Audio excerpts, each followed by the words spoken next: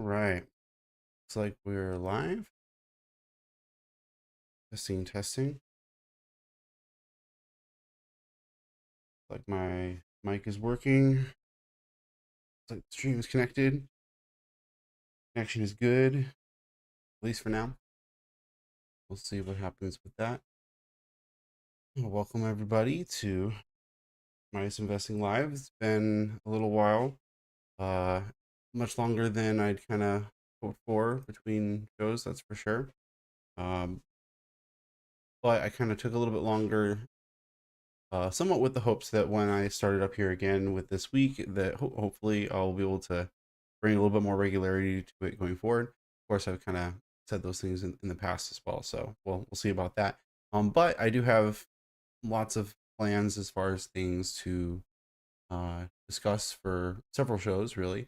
And kind of in that vein, I'm really kind of going to do some changes to the way we do the show a little bit. Well, in some ways, it's kind of going back to the way I used to do things to a certain extent. Anyway, long way of saying that I'm actually going to no longer be making edited videos for my evaluations, um, at least for the foreseeable future.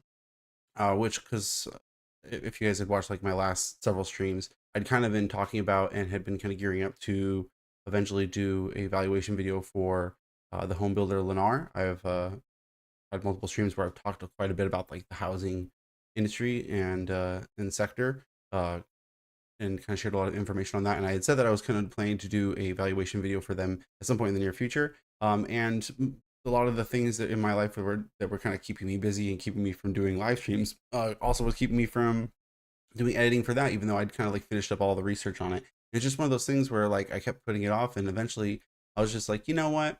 Why even bother doing an edited video? I hate editing videos. That's the that's the truth of it, is that I really hate that part of the process.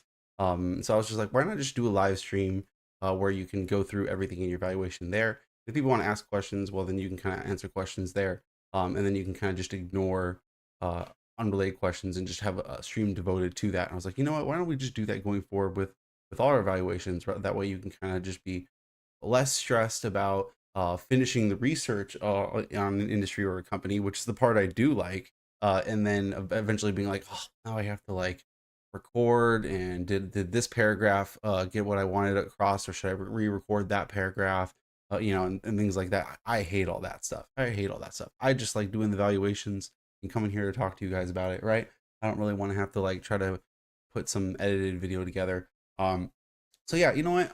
We're just gonna do live streams devoted to evaluations going forward, which, as I was kind of saying at the start, is in some ways how it used to be. Although I used to literally do the valuation work live, so we're still not gonna do that. I'm still gonna do all my research ahead of time, because I just do, you know, weeks of research usually into these things before I really come up with everything.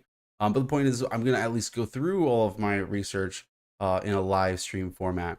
So still planning to do a valuation for Lennar in a more presented form at some point in the near future, but it is going to be a stream rather than a video. And we are shaking up the order of things a little bit. That Lennar stream will be coming at some point in the future, but it might not be for a couple more weeks.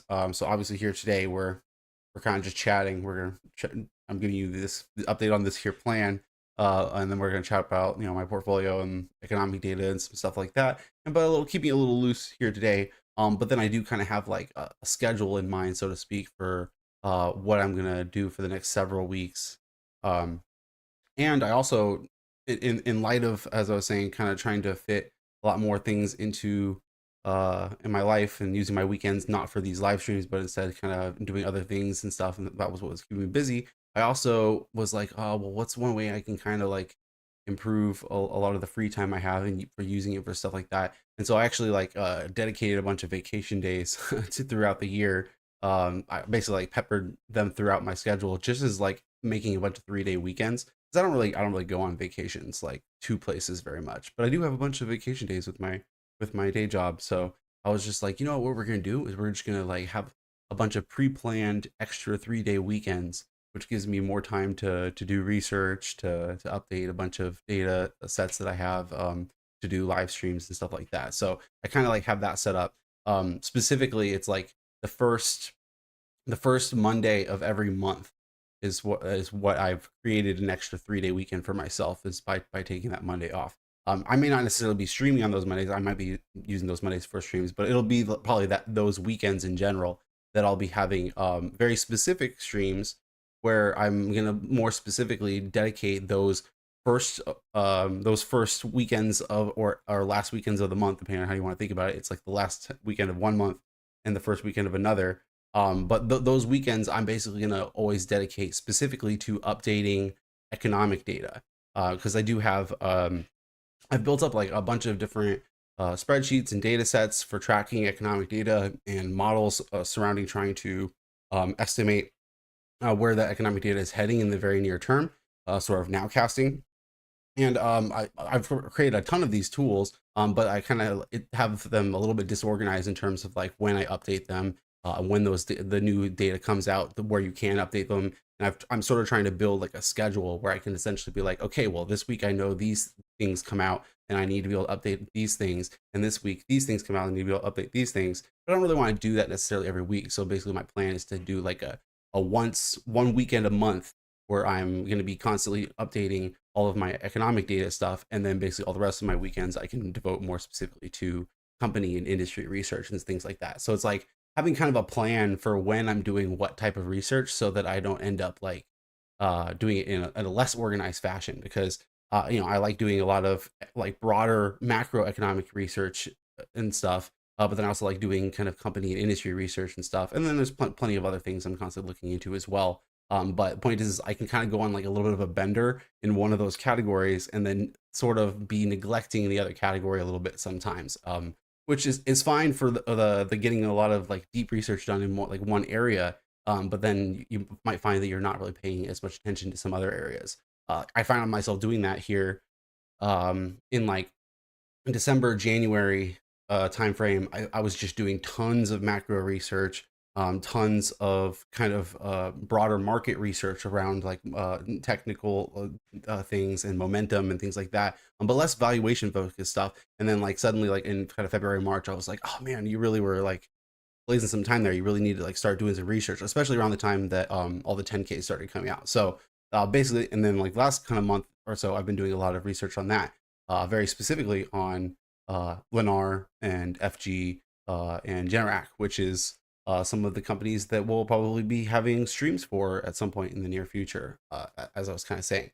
So that's kind of getting to that where which weekend is it? I can't even remember 100% off the top of my head, but it's not, yeah, not next weekend, but then the weekend after that is where that's Monday the 7th, which is the first Monday of April. So it's sort of a week into April, but that's just because the way that lines up. But basically, that weekend of the 5th, 6th, and 7th, I'll be doing the kind of economic research update, which means next week I have a week before that, and we'll probably be doing a stream devoted to FG. That's actually probably what I'm going to do first for next week. And then Lennar will be the weekend after the economic update up, which is like more like mid April. What was it? That's yeah, the weekend of the 12th and 13th. So it is going to be, yeah, a little bit still some time before that Lennar stream, as I was saying, comes out. It's going to be more like 3 weeks from now, essentially, but it is still coming. And I have shifted them around in that order because you might say, well, why not do Lennar first and do FG afterwards, since you were kind of already working on that? And there's reasons why I kind of am just kind of putting Lennar off a little bit, and that's partially to do with the tariff situation. Because I mean, admittedly, Lennar is definitely a situation that's going to be heavily impacted by whatever the kind of end state economic policies of the new administration ends up being. So that's going to definitely have a big impact, and we kind of want to see what a lot of those details look like. I will say, I kind of pull this up. I meant to bring this up in my current estimates for surrounding the valuation. Like I actually am hitting them like really hard in the teeth in the first year in terms of cash flows, just like a huge amount of capex. I'm essentially assuming there where they get no extra return there, because that's sort of me just like putting a pile all in, assuming a really bad year due to tariffs, labor concerns, economic downturn, whatever. But the point is, it was just kind of like a random amount I kind of associated with that valuation. I don't necessarily know how uh, how accurate of a way to kind of input that into the valuation is. So the point is, I have been trying to do some kind of research, a little bit of kind of estimates in terms of how I think tariffs could affect it. But the point is, until we know what the actual end state of tariffs are going to be, it's hard to make those estimates as well. Um, J Dude, what up? Welcome to the stream. I don't know if you popped in or out or not. I'm not sure if I've seen your name board. Maybe I have. Can't quite remember. So anyway, that was a kind of a long a little introductory piece there for the first whole 10 minutes. I was kind of just spelling out the, as I said, kind of the schedule, the planned schedule for various streams here. But here today, as I sort of said at the start, today is a little bit more of a free form stream. We don't know how long it's going to be. In many ways, one of the only real major goals I had for this stream was to kind of lay out that new schedule. But they did kind of want to talk about some economic data, and we'll talk a little bit about the tariff situation. Not we're honestly not even really going to talk about tariffs that much. We're talking about the economic situation, but obviously you can't really talk about too much about the kind of like bigger picture in markets in the economy without kind of taking into account all the actions of the new administration. So it's just kind of part of the discussion. But anyway, so let's look at my portfolio here. It's in front of us. Maybe make some comments on that. There has been some changes a little bit. Some money, my accounts have been shifted around a little bit. I actually had to pull some cash out of some of my investment accounts out of this portfolio. So technically there was a little bit of a capital drain on this portfolio. It's somewhat of a temporary thing. It'll eventually be kind of put back in over the next couple months.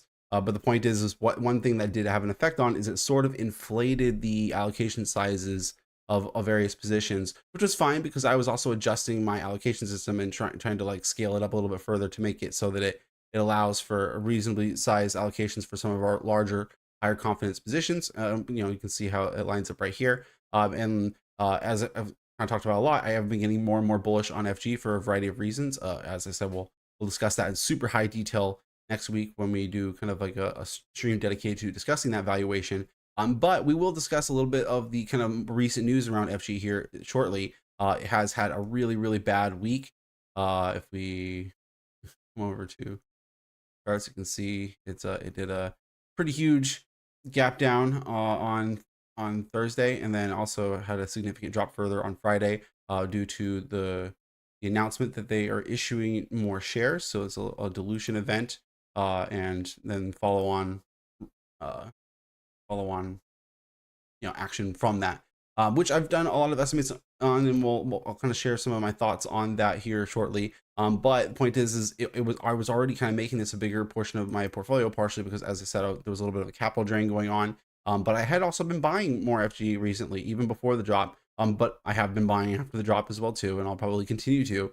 As you can see, I have a pretty high tolerance for a position size for it. And honestly, like this is more like guidelines than actual rules. Like in many ways, I'm trying to allow myself to concentrate a lot more going forward if I feel like I've really done a lot of the research. And I really have done a lot of research on FG. As I said, we'll discuss a lot of that more in detail next week. But I feel like I really have stress tested that company in a lot of different scenarios that are pretty reasonable. And I mean, obviously, you can come up with disaster scenarios that destroy basically any company, but the point is as long as you assume a reasonable outlook for the mid to long term of our economy, then FG I think is just a slam dunk of an opportunity in a lot of different ways. And slam dunk in the terms that I think there's kind of like a certain minimal return profile that you can expect from the company with very little to no growth. But then there is very significant growth opportunities in front of the company that I think the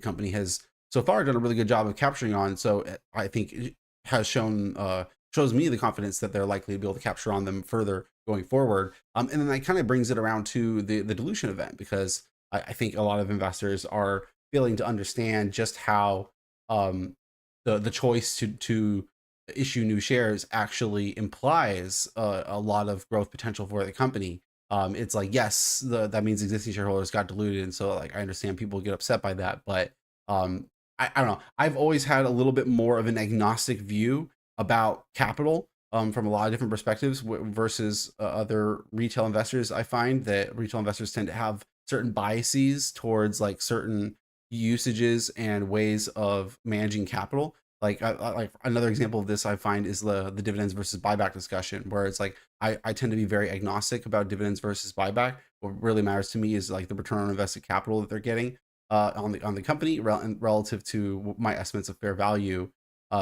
And so in my opinion, it's like, oh well, if they're giving me big dividends, I can go and get higher returns somewhere else. If they're giving me big buybacks, then that just compounds my returns, assuming that the value is good. But like another aspect of that is debt versus equity. I think have a little bit more of an agnostic view about the financing of your company in debt versus equity. There are benefits and there are negatives to both of them. And so yes, you're diluted when you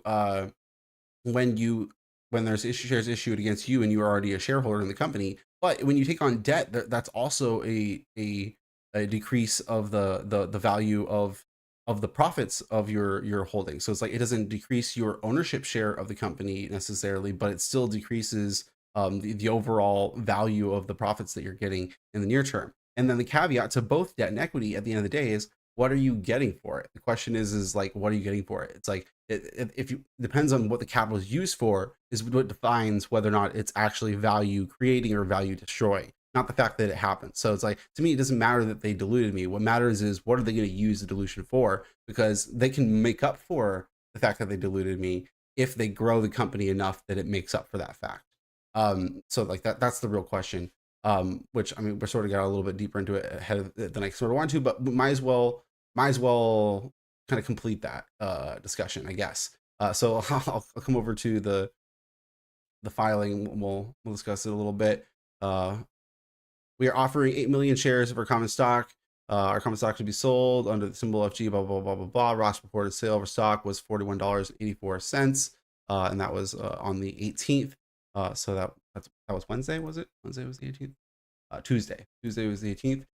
Fidelity National Financial, their parent majority shareholder, has agreed to purchase 4.5 million of shares at the same price paid by the underwriters. The underwriters are getting a cheaper share, which it doesn't say in this paragraph. I think that's some paragraphs below. And of course, parent company already owns 82%. Or wait, no, 82% is what they would have if they did purchase the 4.5 million post the dilution event. So let's go down to the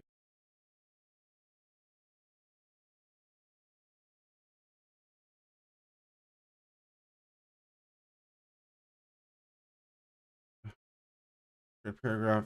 So they're estimating that their proceeds will be 270 million or so if they just do the 8 million, and it's about 310 million or so if they do the extra 1.2 million for the underwriter after the fact. Which it is being sold at an effective price of around $35, which is part of the reason why it dropped to the price it did.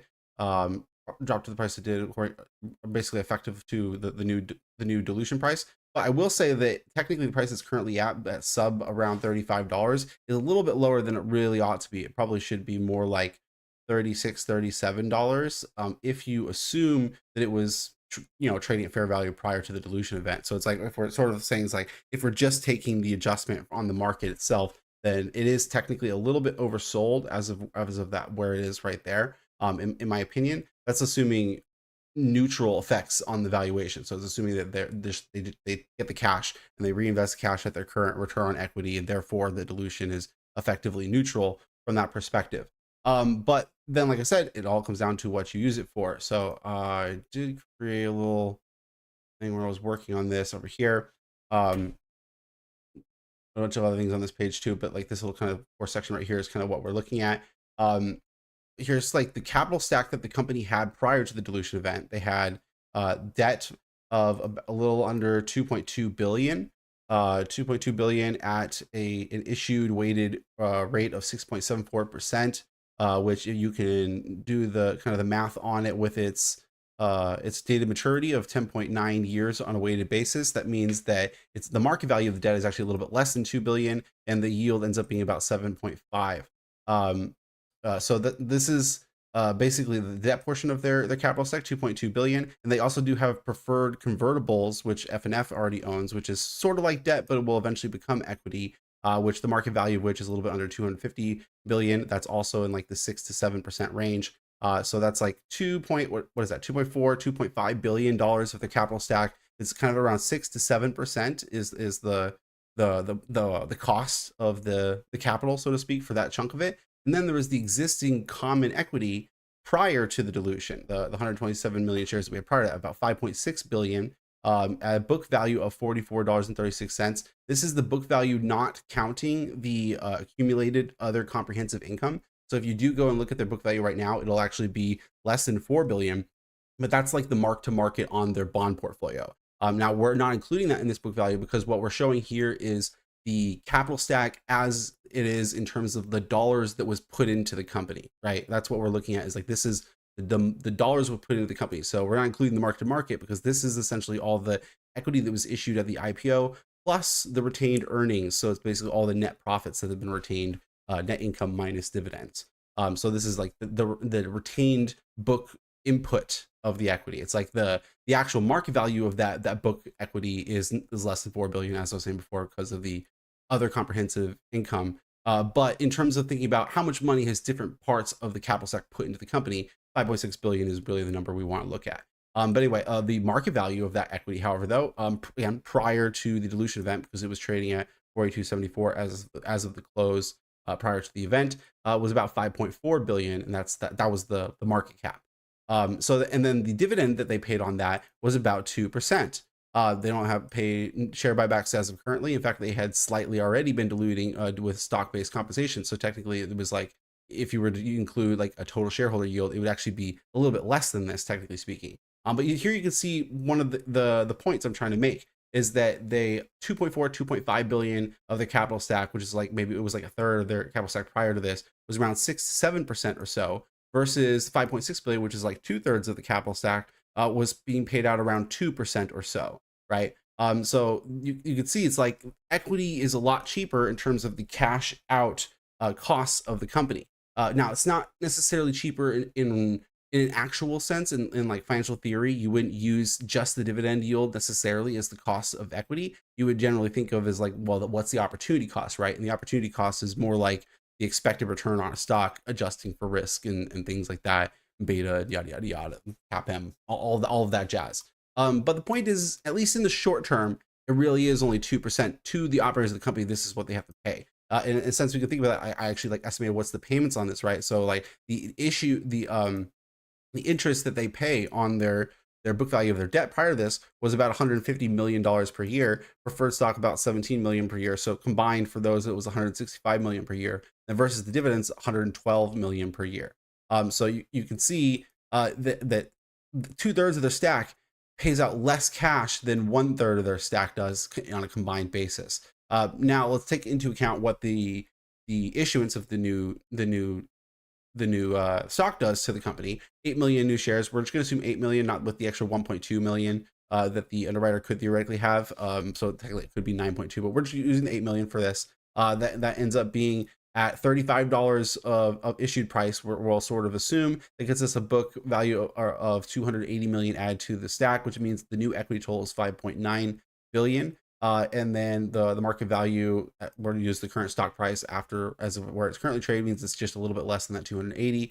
And so the market value, the new market value of the equity would end up being about 4.6, 4.7 on a market cap basis. Again, still at the stock price, it's still currently trading with the new share count taken into account there. Again, the dividends are basically going to be the same amount for the per share level, but with the new share count level, it brings it from 112 up to 118, 119 million. But the yields end up staying relatively around the same. It changes a little bit on the kind of the rate basis because of the change in the market cap a little bit, but for the most part, it's still kind of around this like 2% level. It's a little bit higher because the stock price has gotten lower.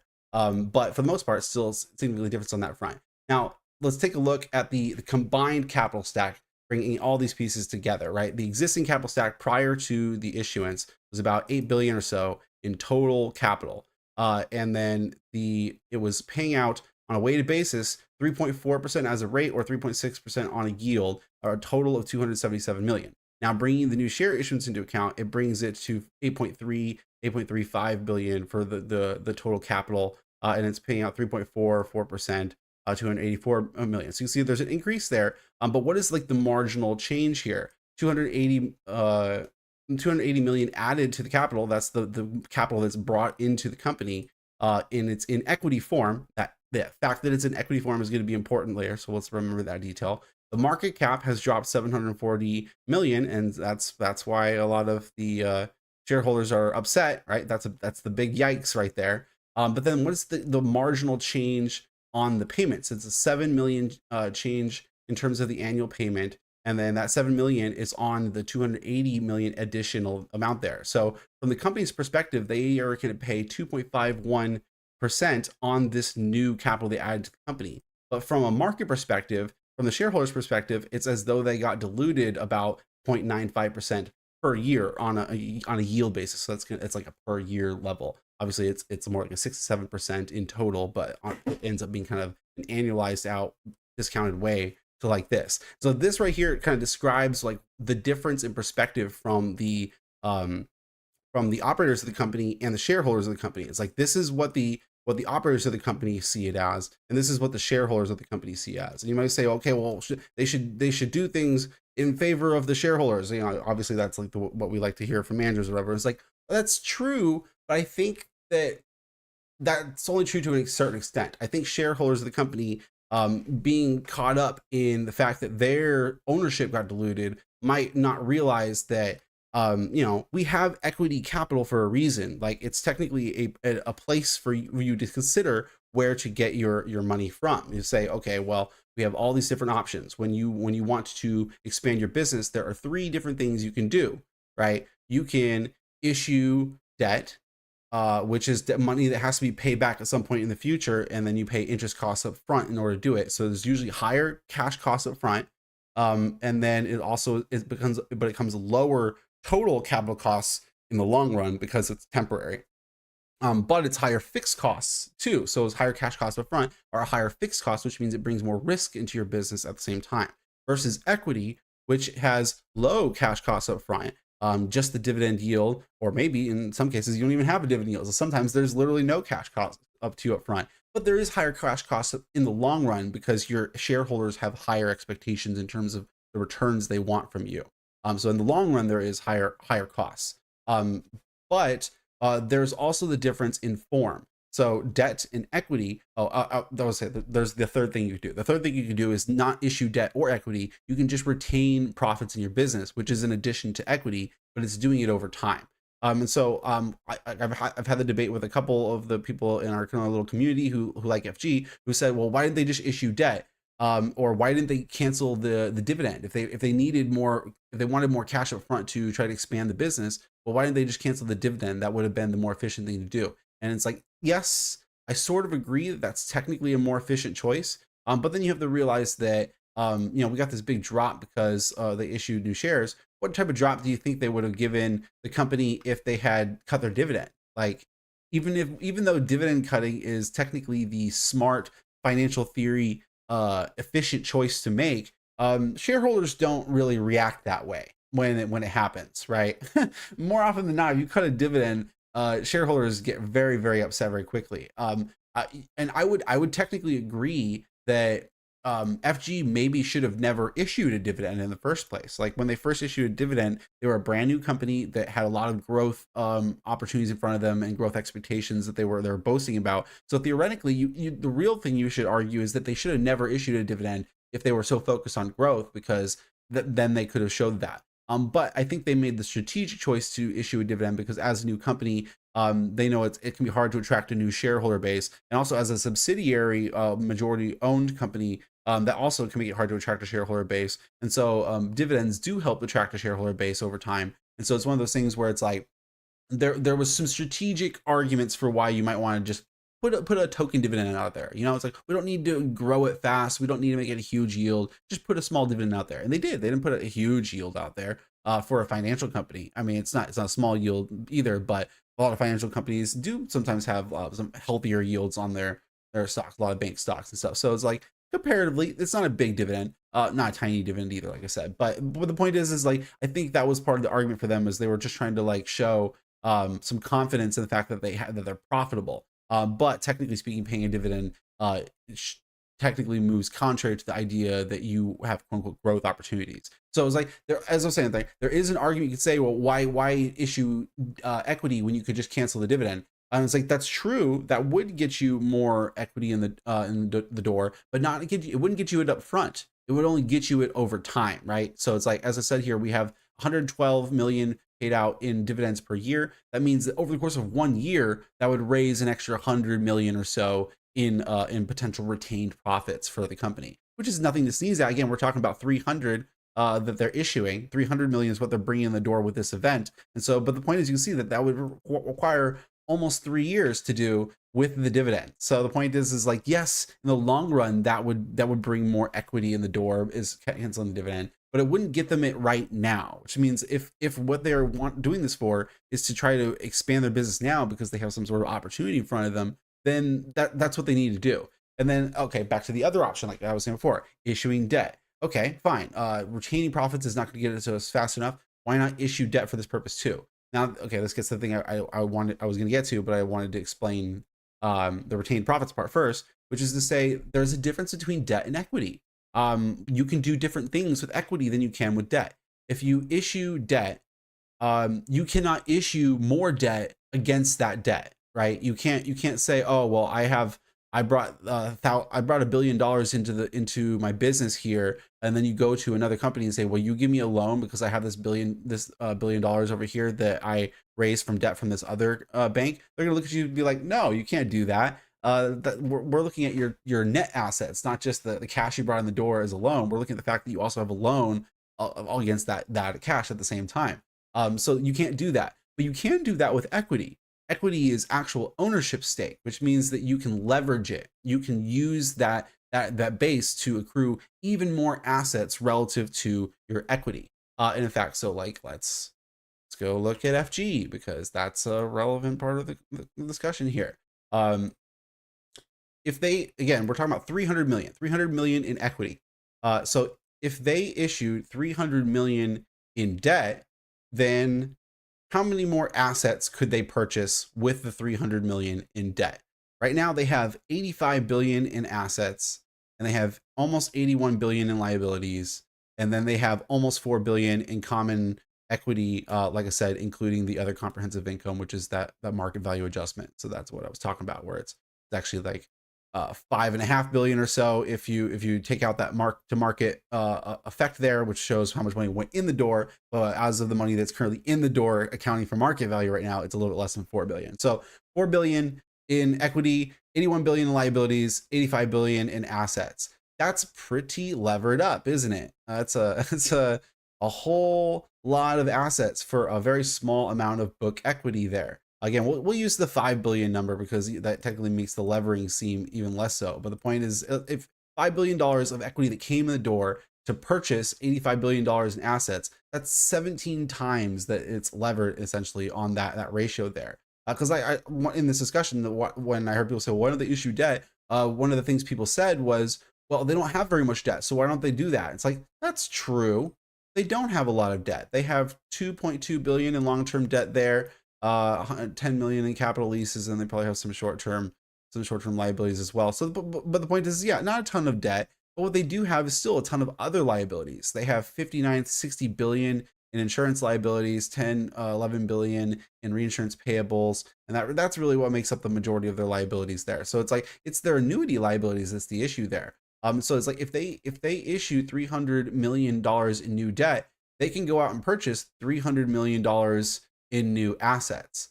That's it. That's all they can do. $300 million in new assets, which, I mean, if you assume they get like a 10% net margin on, or my bad, I'm thinking about it all wrong. if $300 million in new assets, if you assume they get like a 5% yield on those assets, then that's going to be 15 million in revenues. And then you assume 10% of the 15 million revenues goes to their bottom line. That's 1.5 million in net income that they brought in the door for issuing 300 million in debt, which isn't even going to cover their interest costs, by the way. So yeah, no, it's not worthwhile at all.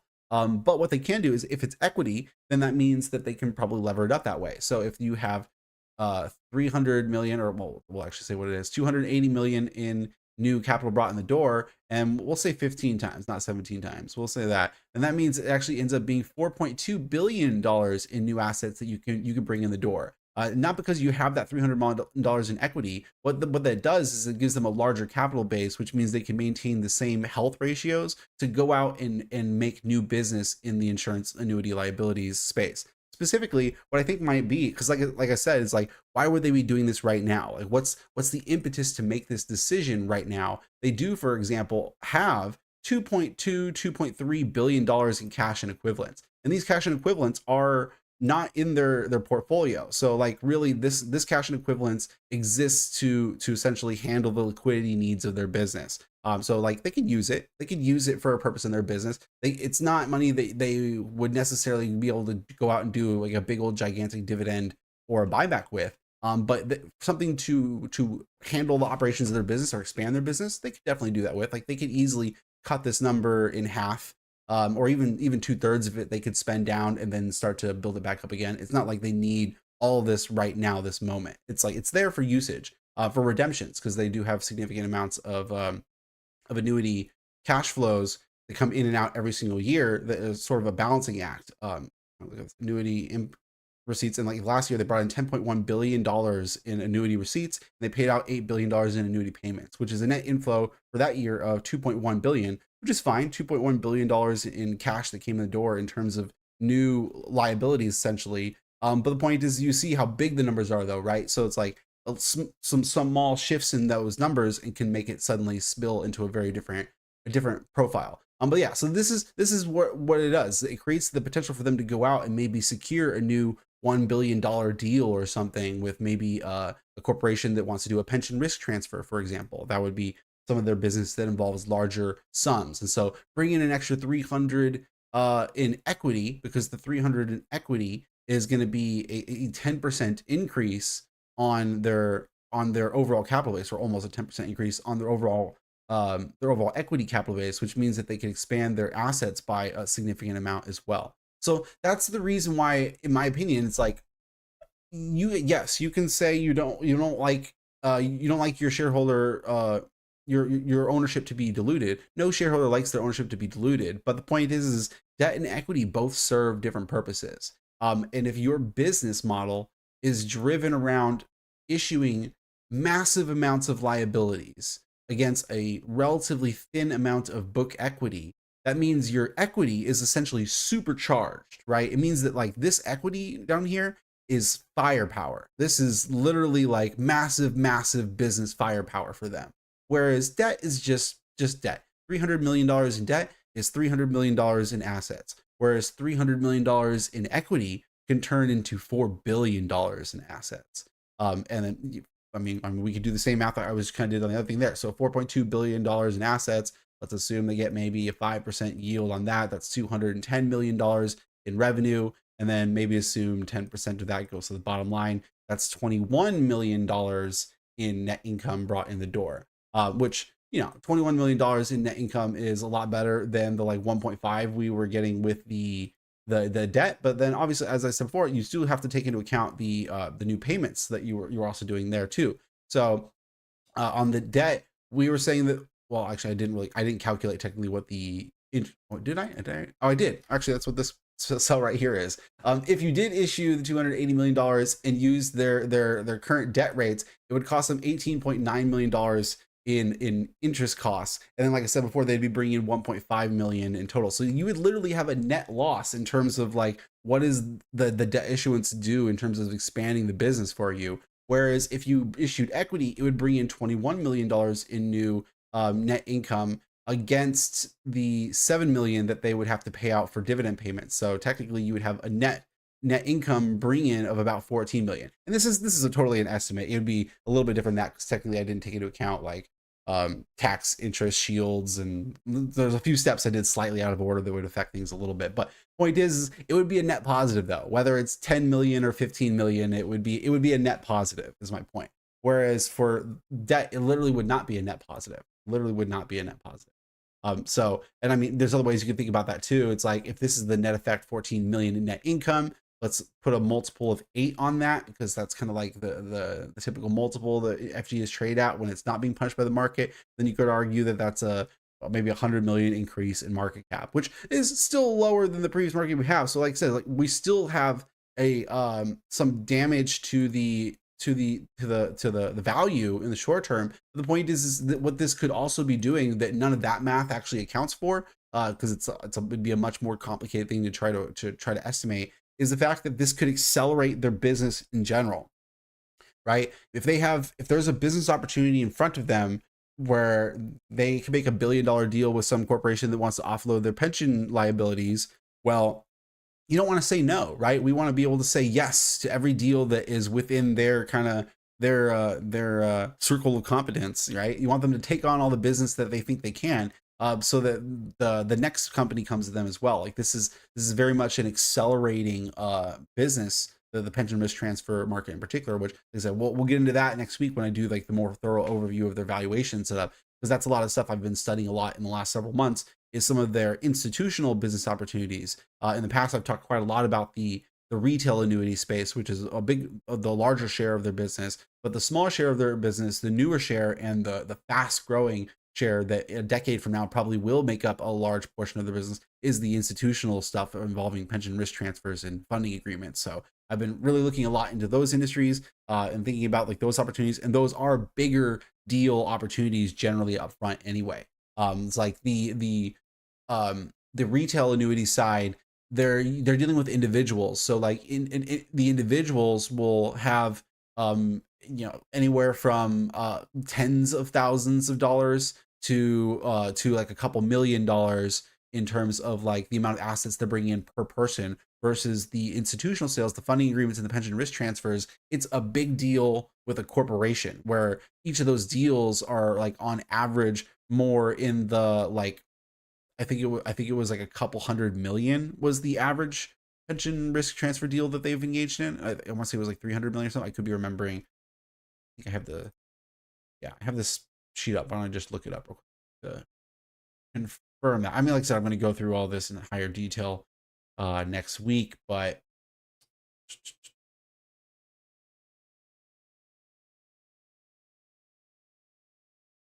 200 million. In 2024, the obligations taken on per transaction in pension risk transfers for FG was 208 million. So about, and that number is pretty consistent going back for the last 4 years that they've been involved in the business, is in the $200 million range or so. So that's the deal size that they go after, is 200 million, but that's an average. The point is that's an average. So the point is like they could easily have some deals in there that are like 50 to 70 million dollars, and then they have like maybe another one that's like 800 million dollars or something like that. So point is if they wanted the flexibility to be able to expand their business by $4 billion, not $300 million. And so that's why they issued equity instead of debt. And I support it. As long as they're still trying to grow their business, which is what they said also, by the way. The use of proceeds that they list specifically here says, we anticipate the net proceeds from this offering for general corporate purposes, comma, including the support of organic growth opportunities. See use of proceeds. Because I saw some other people saying, it was like, well, do they have is this for an acquisition or something like that? I was like, well, actually it doesn't seem so, because they said specifically including organic growth opportunities. But taking on those massive pension liabilities is organic growth for them. So yeah, I think that's what this is about. I think this is that they have a big deal, because one of the people I was talking to about this said that, well, if it was for an acquisition, wouldn't they announce that at the same time as the issuance? And it's like, yeah, generally speaking, if that was what it's for, that would probably come at that time, but this isn't that. So that's why it's like, no, I think it's they see a big opportunity in some of the institutional space. So that's my thoughts on the FG scenario, I guess, as we might call it. As I said, I'm buying. Let's put it this way. Like I said, I had already been doing like a month worth of research on them right up to here, and literally on like the night prior to this happening. The night prior to this happening, I was already in my head like thinking, okay, you know what? Tomorrow, I think you need to go and add like a couple more percentage points of allocation to FG. Like that was already in my head prior to the drop, and then it dropped. And then, of course, I had to do some flash research out there to see what the scenario was and see what I thought about it, and sift through the negative sentiment to find my bullish perspective on it, of course. Which you could argue, I have my bias. Like maybe you could say you're too close to the scenario, whatever arguments you want to make about it. But the point is, I think I've made my case pretty strongly. I think it's pretty good. So I bought more on Thursday. It dropped more on Friday. I bought more on Friday. I'm probably going to buy more on Monday, no matter what it does. I'm probably going to keep buying more while it's down here in the sub 40 kind of area. And like I don't want to get into all the other reasons why I feel confident, because like I said, I plan to do a full stream talking about FG more thoroughly next week, so we'll do that. But the point is yeah, I do not feel concerned about this at all. Not for this scenario here. I mean, I'm concerned about the economy in a general sense. So there's certainly certain scenarios where the economy has trouble that makes me worried potentially for FG. But like I said, we'll talk next week about those things, because I do think I've thought through a lot of stress test kind of scenarios for them as well. So either way, the point is my number one position, I'm only looking to make it more so. It's currently 16.3% of my portfolio. As I said before, some of that has to do with the fact that we brought some capital out of my portfolio temporarily. So as we bring them back in, technically that'll bring the allocation down a little bit. So maybe like prior to those changes, it was more like it would be more like 14% or something if we counted for that adjustment. But either way, what the point is, I'm bringing this thing north of 20. Let's put it that way. We're definitely bringing it to north of 20 in the next month or two. Probably. We'll say that. Like over the next month or two, we'll say prior to earnings. We'll say prior to earnings, this thing's gonna probably go to at least 20% of my portfolio. Is what I think is happening there. Unless something massively changes, because I definitely I feel like I know this company front and back, and I feel real confident about the business. So anyway, that's my thoughts on FG. We'll move on from FG. I'll give some quick thoughts on Lennar. Not a ton of thoughts on Lennar, because like I said, we'll do a stream on them too. But one of the other things, 'cause I mentioned earlier that one of the reasons I had been holding off on the Lennar thing was because I want to see how the tariff scenario played out, which I still want to see how that plays out. We're supposed to be seeing the what's it called? I can't remember the exact wording, but the retaliatory tariffs, or whatever the wording is they're calling it, they're supposed to be going into place on April 2nd. So I imagine we'll see what things are there. It's like either the tariffs are put in place on April 2nd, or there'll be a new put off of the tariffs, or maybe there'll be a deal struck or something. We'll have some sort of movement on on the tariff front before April 2nd is the point. So it's nice to kind of put off the Lennar stream until after that for that reason. But also they did just report the first quarter earnings. So initially when they had reported their Q4 earnings, I kind of wanted to get that valuation video out soon at that point. But then I said I can't create all sorts of delay reasons. But then also once new earnings was coming out, I was like, well, let's see what that looks like too. So let's get the most updated numbers. So I did and have been looking at that as well. I actually have the earnings up here. So earnings was pretty good for Lennar. Higher than the expectations, or in line with the guidance for the most part. Things are pretty nice on that. They're reporting some of the differences in their balance sheet as a result of the successful spinoff for Millrose, which is pretty nice. And I don't know, maybe we'll do a stream at some point even further in the future, potentially surrounding Millrose, because that's its own thing, which I'm still kind of like reading through my research on that, but I'm reasonably happy with the situation there. And then, like I said, they did include some comments on their guidance. They are guiding for about 23,000 new orders for the second quarter, against deliveries of about 20,000, average sales price of 395,000. What they're guiding for. I did the math on that, and that comes out to, I think it was about 8 billion for the quarter. And then if you go and you compare that to the estimates for the quarters,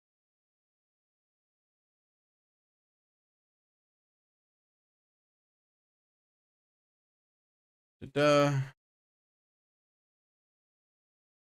8.34 billion. I think it was like 8.2 billion. If you did the math on that, basically the midpoint of their guidance uh here implies like 8.2 billion, and then the analysts are saying 8.3, 8.35 billion for the quarter. Four analysts are. So that's one thing to definitely take into account, is that maybe the analysts are a little bit optimistic on that front. Maybe it rights to be. It's hard to say on that front. Also comparing that they're guiding for a decline in those revenues compared to the same quarter last quarter, and that's one thing to kind of take into account, because they did have a successful growth in this most recent reported quarter compared to the same quarter last year as well.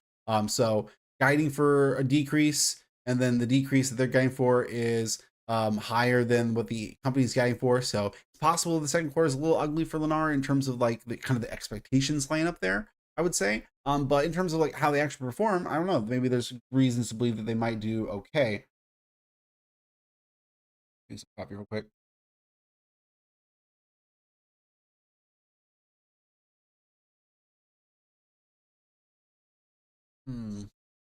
One thing, uh, come over that. One thing I will say that kind of is definitely going to have a big impact on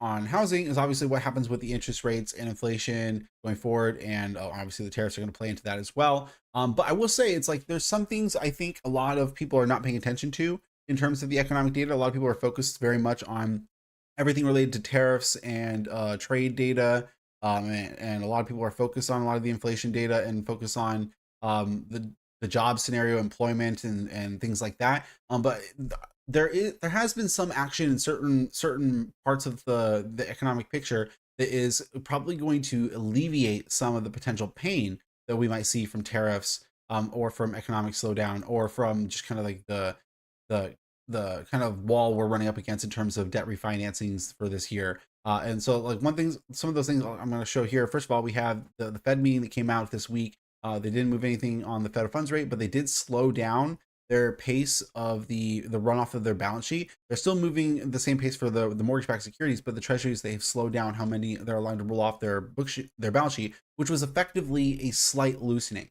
They didn't start printing money more again, technically speaking, in that sense, but they did essentially slow the pace at which they were sucking money out of the system a little bit. It's only a marginal amount though, but technically it was a slight loosening of the policy from where they were previously. And then they also had their new projections, the SEP, where they project what they're expecting for the economy in the near to short term. So if we look at this, in December, they were projecting 2.1% for 2025 in terms of real GDP, and now they're projecting 1.7% for the median case. So their expectations is that economic growth is lower now for 2025, and then that low is a little bit lower for 26 and 27 as well, long run unaffected. Unemployment rate also they brought up a little bit, but only marginally so. In PCE inflation, they brought up a little bit for 25 as well as a little bit in 26, and then they did so for core PCE as well, even more so. So their expectations that they're showing here is lower growth, higher unemployment, higher inflation, which is definitionarily stagflation. So I'm not like in real absolute terms, because this is not very high unemployment or very high inflation,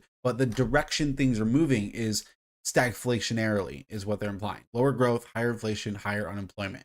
And then obviously the Fed tends to be not very good actually at predicting these things, so you can take that with a grain of salt. They also did not change their expectations in terms of what they expect for the federal funds rate. They're expecting 3.9% by the end of the year, which is what they had previously been showing. So one thing I kind of want to show that is like comparing that with the current market expectations. The market is currently expecting by the end of the year of 3.75 to 3.5. So that's like one cut at least more than what the Fed is projecting. So the market Fed funds futures expects one more cut than the Fed funds is expecting. And I will say, like on the S&P, I did just kind of make the comment that they are not very good at making these predictions.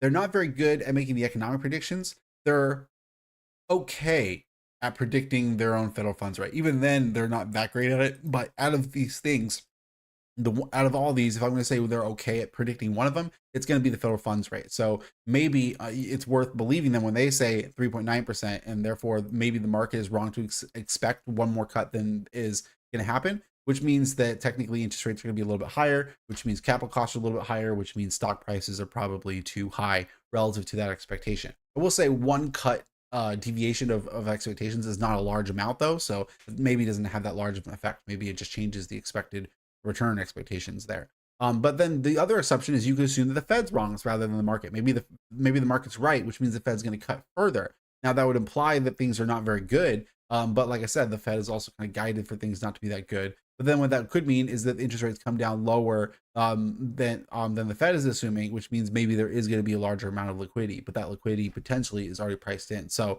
it's one of those things where it's like you kind of have to take those things into account. More people are expecting those interest rates to be coming down a significant portion. And then kind of compare that to what's happening in reality. So that was kind of what I was saying is like a lot of people talking about the effects of tariffs and the effects of Doge and cutting government spending and federal employment and all of those things, but they're not necessarily noticing the things that are happening in real time that could have effects on these things as well. So if I come over to these charts here, obviously people have been talking a lot about how the S&P 500 has been behaving so far this year. Looking at year to date, this is how the S&P 500 has been acting, and everyone's acting like this has been like, the greatest crash of all time. And who knows, maybe we're beginning into a very big crash. I'm not making a big statement necessarily on that front, but the point is these things aren't happening in isolation. There's other things happening as well. For example, the 10-year has come down during that time frame as well. Like you'll remember that the 10-year was going up post-election, whereas because a lot of people were expecting kind of an inflationary policy to a certain extent from Trump, which on the backs of the tariff expectations, and those higher rates kind of like went into the next year a little bit to a certain extent. But then as a lot of the chaos started to occur, a lot of like the arguments about trade policy and whatnot started to really take forward, we've actually seen a drop in interest rates to a certain extent, and that is consistent with the SEP expectations. Going back, what was it?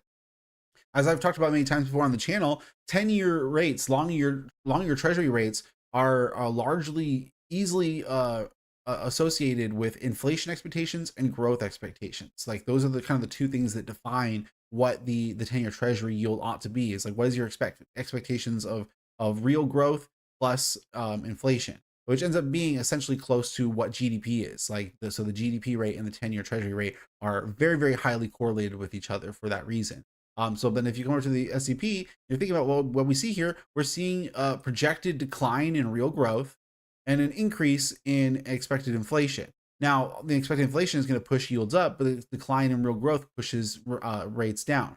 But now it kind of like the net effect of it. In December, we had core PCE of 2.5 and core and real GDP projection of 2.1. So combining those together gets you 4.6%. Versus 2.8% and 1.7%. Combine those together, it gets you what is that? 4.5%. So that is a little bit of a decline in just the Fed implied 10-year rate, so to speak, on that front. And you can kind of compare that to 4.5% or 4.6% compared to the Fed funds rate of 3.9%. That implies a spread there of 60 basis points back in December and then 50 basis points currently, which the spreads themselves also is the expectation of real growth. So there's kind of an implied decrease in real growth that leads to an implied decrease in the 10-year treasury.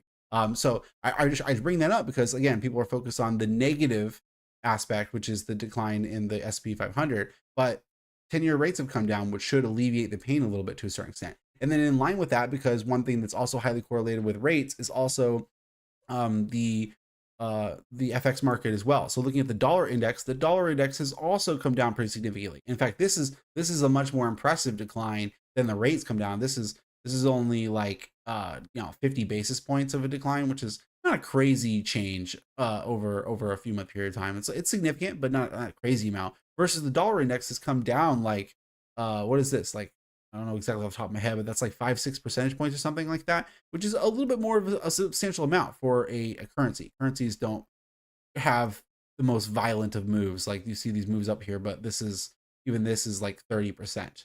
This whole thing right here is like 30%. So it's like, they don't really have the widest of swings. So just this year to date movement for the dollar is actually pretty significant. Now, what's the effects of this? Because this is relevant to the tariff discussion. on a massive degree. I think a lot of people are not paying attention to it. In fact, I've seen lots of articles talking about this, being like, "Oh, the dollar declined the biggest amount this week, and then in the last 5 years," and they kind of like spell it out like it's a bad thing economically, and they tie it to all the other negative and economic news. And it's like it has negative effects, but it also has positive effects. So that's why it's worth discussing.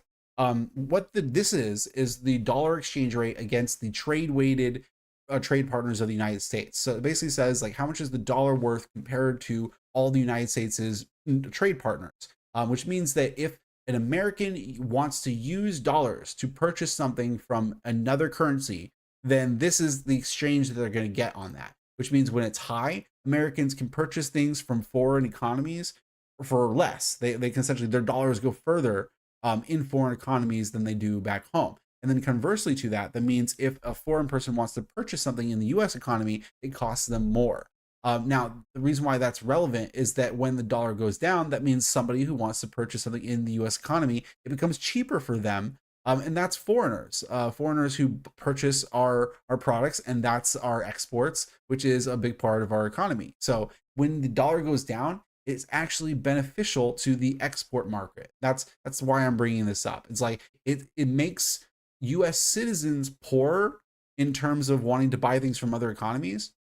So in that sense, it's bad because like if you're a US citizen and you wanted to buy some product from Europe or something, then your dollar, it now costs you effectively more to buy something in Europe because of this. But it also means that if you are a US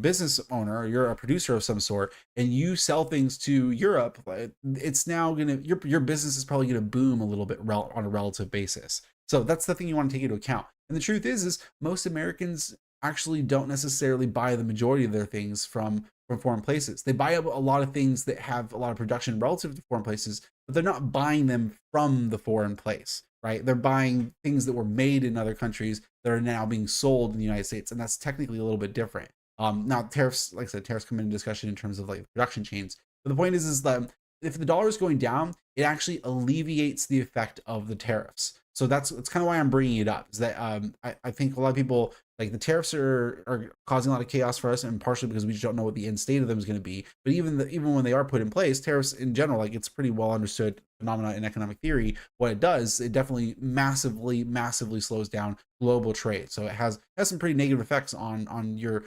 global economy, not just your domestic economy as well.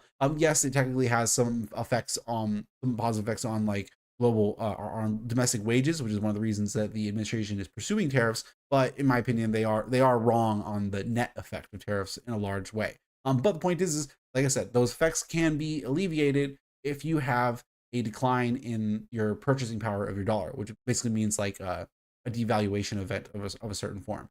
So that's one thing I wanted to point out is that lower treasury rates since the start of the year, lower DXY, which is a boost to exports, lower oil prices as well, which is an input cost to a lot of corporations and businesses, as well as gasoline.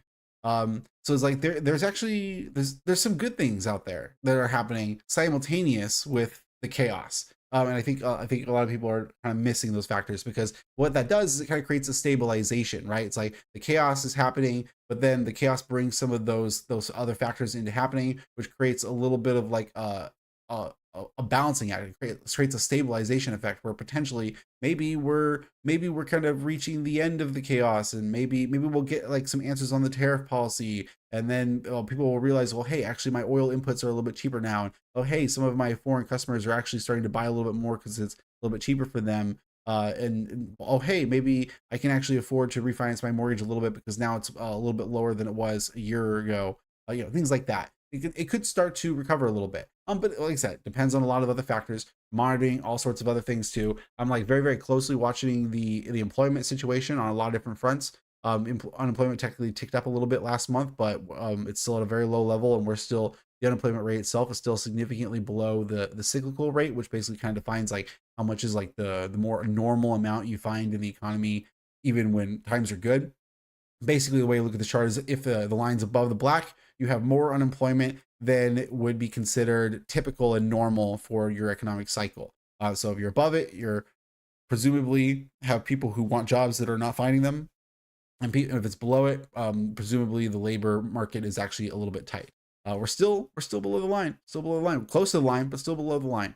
So for the time being, not too concerned on that front. I am monitoring a lot of like government specific statistics on that front, but maybe we'll save that for a future show. A lot of things like I'm paying attention to, like a lot of quote unquote Doge related data things, where I'm kind of trying to track what's actually happening and seeing what the net effects of things are. One thing I will say, it's like we've only had really like 1 month reported in terms of like the actual federal outlays and budget stuff. So I'm not gonna judge them yet, but I'm not seeing any real cutting to any spending yet. So of course it's probably gonna take like half a year before we really see any real things showing up in the data there. Other things I pay attention to is credit spreads. Can generally be a pretty real time warning signal of when things are really starting to get spicy in a variety of different ways, and they have moved up a little bit in recent months. You can see like they tend to spike up a lot when you're moving into crises and stuff like that, but they tend to spike up pretty high right here. And you'll see like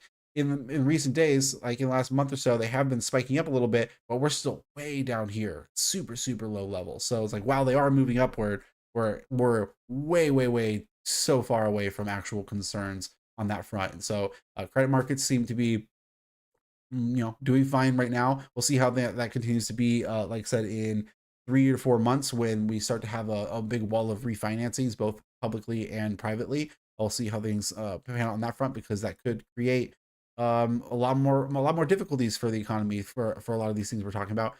Some early warning signs in the economy segments, sectors of the economy that starts to go down as more of a leading signal prior to the economy tends to be more like capital spending, things where people are making larger investments, and where there's large amounts of employment tied to those sectors of the economy that have larger forward-leaning segments. So, like for one, vehicle sales, you can see like leading into recessions, vehicle sales tends to be declining pretty significantly ahead of time. It's one of those like leading indicator things. And so far, things are pretty good. Well, I will say all of these charts right here only report once on a quarter, so we don't have the most recent couple of months on that. But the point is going into this new administration, things were hurrying along relatively well. Like, this is not an amazing vehicle sales chart, but it's certainly not a bad one. This one here is computer equipment, essentially, which is slowly but surely becoming more and more of a leading signal in the cyclical economy. You can see here we don't have it for as long of a period, and it's not as impressive of a cyclical signal yet, but a lot of people pay attention to it anyway. Still looks pretty good.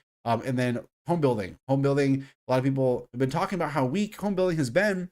And in some ways, it has been very weak, but in many other ways, it's still hurrying along. It's just not ripping in relative to some of the ways that it was seen to be ripping previously, and that's just kind of one of the things that you have to take into account. So it's like, but the point is, we're not seeing the sharp declines that you might expect leading into a recession as like a leading indicator. But as I said, we get those things quarterly. So here in the next month or so, I believe it's around the end of April, like literally, I think it's like the last couple days of April is when we get the next GDP data.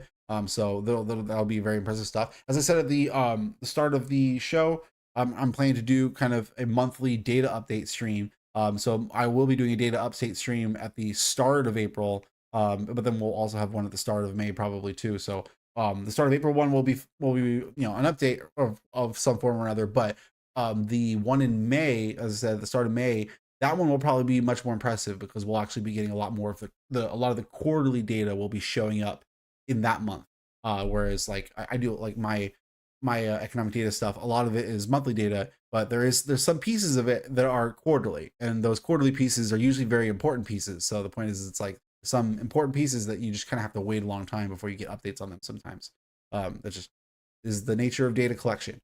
Other things, so yeah, looking into housing though. So like I was kind of just talking about, I was like, in some ways housing is weak, but in other ways housing is not as terrible as a lot of people think it is. And it really comes down to it's very bifurcated. It really depends on like what section of the market you're looking at, and to like what opinion you want to hold on it.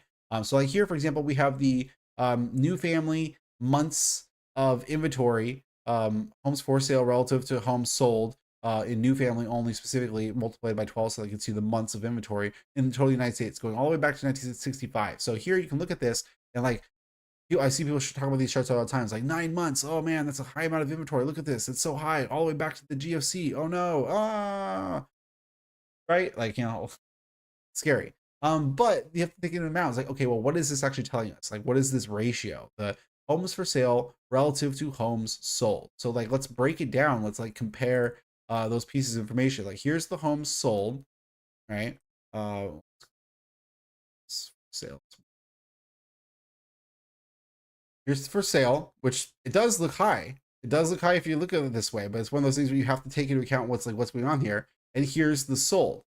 So the for sale is high, but then one thing you can do here is you can adjust for it because these things have changed over time. So like what's happening here, it's like let's adjust for population, which is wait a minute, I don't know why I'm bringing it up here. Don't I have for sale relative to population? I did bring up my little data sets I made from some time ago. It's like for sale relative to population. If you scale it from population, you can see that the past we actually had much higher levels, and then it's actually in somewhat of recent years since the GFC that we've had much lower levels of for sale. Yes, we had this higher spike up here in the GFC timeframe, but that was also again relative to a lower timeframe period. So it's one of these things where it's like if you're looking back over the entire data set of the history and you scale for the change in population in the United States, then it actually paints a little bit of a different picture. So coming back over here again, like I said, this back here makes this period look not very high, but then if you do scale it for the population, it does become a lot higher. Now this is separated out by the different regions,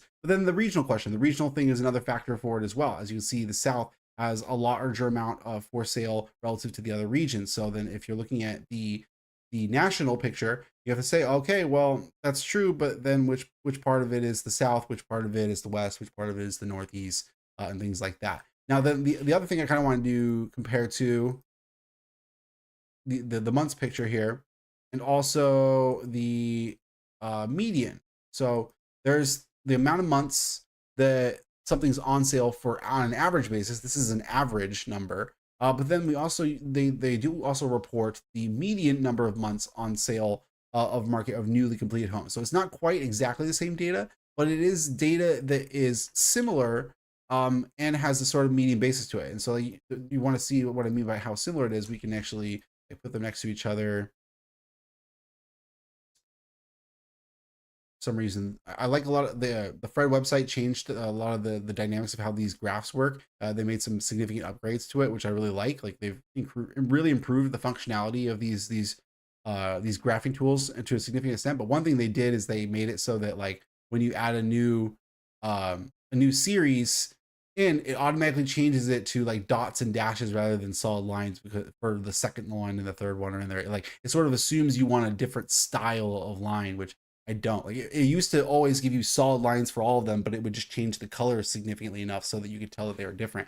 But now for some reason it changes the style by default, which I'm not really a big fan of that. So anyway, here we have the, like I said, new family homes for sale divided by new family homes sold, which gets us essentially an average number. And then we have median numbers of homes on sale market of new completed homes, which is like a median number. And look at how tightly they go together right up to these last few years. Suddenly we have a gigantic divergence in this. Let me move it up a little bit there.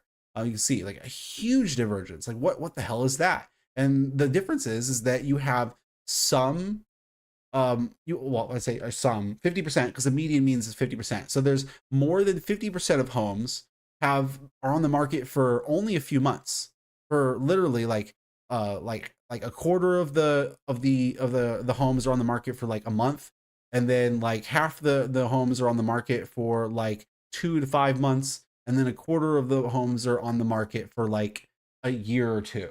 Like that's what's happening here, is you have this like super skewed distribution where there's some homes that are just on the market forever, but then there's a bunch of other homes that are sold like hotcakes. Okay, and again, these are newly completed, right? These are also all new homes that we're comparing for both of these series here. So this is one of the reasons why it's like you can see charts like this, and it can look really scary and be like, oh my gosh, they're not selling their homes. And it's like they're not selling some homes. Okay, they're not selling homes, but all of these homes, like this buildup of homes that are for sale, is a small section of the market. Okay, because more than 50% of them are being sold for 3 months or less.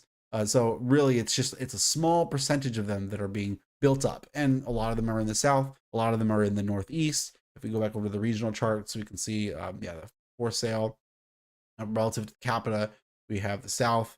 The west is built up a little bit too, but the northeast supply here relative to the sale. So like down here, you can see like the for sale capital levels for the northeast is very low, but if you scale it relative to the sales in the northeast, it becomes a terrible picture for the northeast. So really, it's like there's a lot of homes that are just not moving at all in the northeast, and then there's a decent amount of homes in the south that are also not moving, but they're not moving for different reasons. It's like in northeast, there's no demand for them. In the south, I think there is demand, but then that they're running into more of the temporary demand concerns where it's like the high costs and situations. So it's like a slightly different picture for each of them. But it's what these are the picture I'm trying to paint here is that yes, there's the data in the housing market isn't pretty, it isn't amazing, but it's not exactly a disaster zone. So like I'm very wary and cautious of going into Lennar. I'm still trying to build up my position there, but and I'm wary of what happens to the economy, especially on the tariff front. As I kind of said before, the tariffs could have a big impact on their margins. So that's why it's like the tariff question makes a big deal, I think, to the home building picture. But in terms of like the demand situation, it's like this is a situation that is going to work itself out over time. Hey Dan, I did notice you joined there. I know I didn't react to it super quickly, but welcome to the stream.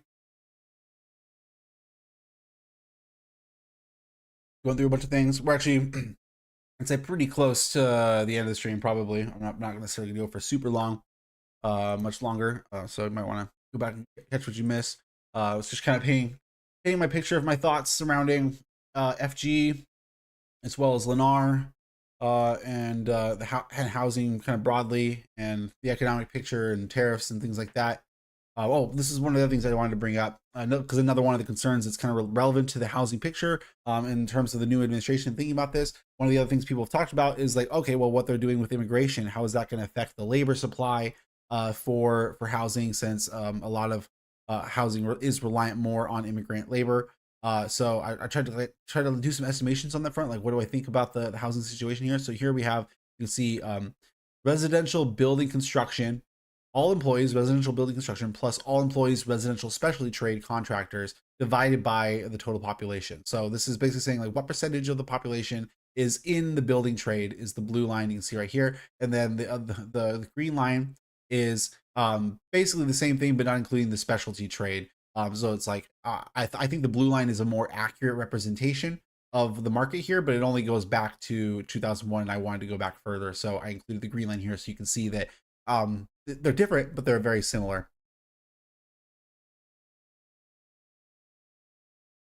You can assume that the blue line probably follows the green line back here as well. But anyway, the point is I wanted to show here is that what is this is basically 30 basis points of the population is involved in the building construction trade. And what do we think about this? Is like, are they stretched for labor? I would say no. Like if it was down here, this would mean that there's not a lot of people that are in the building trades. Here, there's a reasonable amount. I wouldn't say we have so much that there's like a massive layoffs ready to go. Like we're kind of right in the middle of the time series of what you would expect here. So it kind of makes me feel reasonably good about the labor situation in the building industry. But yeah, like I said, the tariff situation is a totally different thing. That's more like the lumber input costs, which I was doing some research surrounding that as well, but I didn't pull up research that's very easy to display here for you guys. Say I'll have to save that for another day. But yeah, there is plenty of lumber that they could do some things for to potentially expand the lumber supply, both in the long term and the short term. It's like they've talked a lot about changing the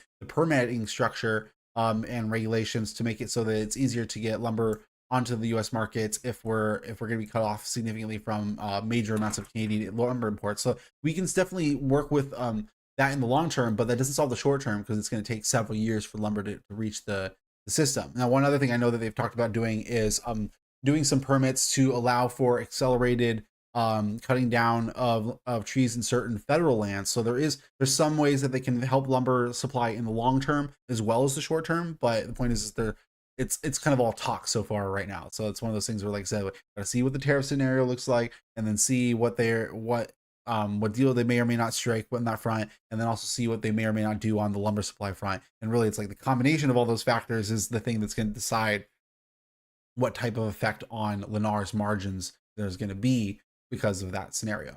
So as I said, probably gonna be like 3 weeks until we actually do like a live stream dedicated to Lennar. Maybe, hopefully, we'll have a little bit more answers on the tariff front by that point, and then if not, maybe hopefully I'll at least have kind of like gamed out a few different scenarios a little bit better, more thoroughly for myself. Um, Dan, I'm not into housing, but it's great to see you and hear you talking about it. You're one of the hardest working, passionate persons I know. By passionate, I mean passionate about investing. Thanks, man. I appreciate it. And yeah, I mean, hey, I like to think I'm passionate about anything I do. So it's like, yeah, you see me talk about investing. Well, I don't know. I'm the type of person that it's like I'm either really into something or I'm not into it at all. And so I mean, obviously that's how I am with investing. It's like it literally is like one of my biggest hobbies is just kind of doing this stuff. It's how I spend a massive amount of my free time. That's just how I am. I'm like a one track mind kind of person where it's like I'm either like all the way in to something an interest, or I'm probably not very interested in it at all. Like a good example is like I'm not a sports guy, for example. Like a lot of guys like sports, and plenty of people in my company like sports, and you meet people and they're always like, oh yeah, do you like this team or that team, or oh what sports do you like? And I'm always like, I like investing. I can name some tickers I like. Those are my sports teams is tickers, and rather than Sunday night games, I like to see the exciting Monday madness, so to speak. But yeah. So anyway, as I was saying, this is pretty much it for today. I'm trying to think if there was any sort of last minute things I wanted to kind of comment on. Maybe a comment on inflation a little bit. Save a lot of this more. Right, these graphs are not set up looking at very easily, so I shall wait on that. We'll take a look at the economic data. We'll see what's coming out this week, economic data wise. Sunday nothing. Monday. Okay, so Monday we're getting S&P Global Composite PMIs, which I'm a big fan of. As I've kind of I was talking about earlier, I was talking about the economic models that I put out together for kind of trying to nowcast various economic series. This series right here, the S&P Global Composite PMI, is in my opinion the best like coinciding indicator for seeing what GDP is doing. It's like if you want to know what GDP is doing this upcoming quarter or the next quarter, pay attention to the S&P Global PMI Flash. It's highly correlated. So I mean, we can look at it over the last 3 years. If it's over 50, that means you're in an expansion. If it's under 50, you're in contraction. So here you can see it said that we were sort of in contraction in 2022, and then we went back into expansion 23, 24. Like I said, point is on Monday that's coming out, so we'll see what's up with that. If we get a reading below 50, that could be portending some negative things going forward. They do bifurcate it by manufacturing services, so you can kind of pay attention to both those. The flash means it's the preliminary reading, so like that's like the first reading of it. Technically they do like follow on updates of it as well. So we'll see. Tuesday we're also getting housing price index information, which is relevant to the housing data a little bit, but I mean there's kind of multiple series of that come out throughout the week, so you don't have to pay too much attention to that. Then new home sales, so that'll be interesting to see as well. There was the existing home sales came out this last week, and it was a little bit higher than people were expecting, which was also portending good things for the housing industry. Money supply numbers coming in, that's liquidity numbers, so that's useful for my economic updates as well. But so that's good to see. We'll see how the liquidity supply is or is not growing on that front. Wednesday we get durable goods. That's some of those kind of like leading indicators on economic growth as well. Then we're getting the final estimates for GDP for the last quarter. So they bring it in like 3 different stages. So that's still going to be old information, but really just like the final update, any last adjustments they do on that front. But then we'll also get employment data as we do every Thursday. And then Friday we get core PCE inflation data. So the Fed's preferred inflation data comes out on Friday, along with personal income and personal spending. So that stuff's also usually a good sign of what's happening with consumer spending as well. So definitely some interesting economic data coming out in the next week, as I was kind of talking about, and that's going to kind of lead into the economic updates stream that we'll do in 2 weeks. So next week I'm planning to do a live stream fully dedicated to FG. We're just going to do a super deep dive into FG. The whole stream, it's going to be all about FG, all we're talking about. And then after that, though, the week after that, we'll be doing kind of again a monthly economic data update where I update all of my my series and my models for that, so I can show you both where I think the economy is and where I think it's going over the next like quarter or two from that perspective. And then after that, the week after that, 3 weeks from now, we'll be doing a live stream dedicated to Lennar. And then after that, we'll see where we go from there. Maybe we'll be doing Generac after that. Maybe we'll be doing Milrose. Who knows? With those last few comments from you guys, Dan, I love watching sports, but not actually playing them. Yeah, I mean, I sort of feel that too. Not the most athletic person. Uh, Mr. Beast, what do you think about the crazy Democrats burning Tesla cars? Well, I don't really want to comment on it from like a partisan, opinionated perspective, but I don't support violence and domestic terrorism of any form. I definitely hope that people get caught if they're committing crimes and things like that. Um, I can respect people being frustrated and disgruntled by a lot of things going on with the new administration, but there are correct ways to vent your concerns and there are incorrect ways to vent your concerns. So that's all I'll say on that. Dan, I'm actually a chess master. Yeah, I remember you talking about chess a bunch in the past. I don't remember you describing yourself as a chess master, but I remember you talking a decent bit about enjoying chess. So sweet, sweet. Better on the mental sports than physical ones. Well, I definitely agree with that. I mean, all my preferred hobbies involve a lot of thinking. That's just how that is. Blazer from Discord will probably love to watch the FG stream. You're saying, oh yeah, no, I mean, I'm sure he will. I mean, there's going to be a handful of people in the Discord that'll enjoy that. Been a pretty big favorite group or favorite topic in the Discord. Mr. Beast, you don't think Trump is better than Biden? I didn't say anything about who's better or what. I didn't say either of them. I'm not a fan of either of them, to be honest. But I can name good things and bad things that both of them have done, and that's my opinion on that. But I don't support violence, and I have my opinions on politics, but I don't really want to like make it a huge thing. It's like I'll use the Michael Jordan approach to politics. One day way back in the day, he was asked about his opinion on some sort of social issue or something, and he said, "Hey, Republicans buy sneakers too," which was basically his way of saying that, "Hey, I have my opinions, but I'm not going to. I don't want to offend anybody that might be my customer," and that's going to be my approach here on my stream. It's like I have my political opinions, but that doesn't mean I need to. I'm sure there are Trump fans in my audience, and I'm sure there are Biden fans in my audience. So I don't really want to offend anybody one way or the other. I have my opinions, but I don't like a lot of people in politics. I don't like most people in politics. Period. So anyway, that's gonna be it for today. Like I said, we'll catch you all next week. We'll be doing a full stream dedicated to FG, as I was saying.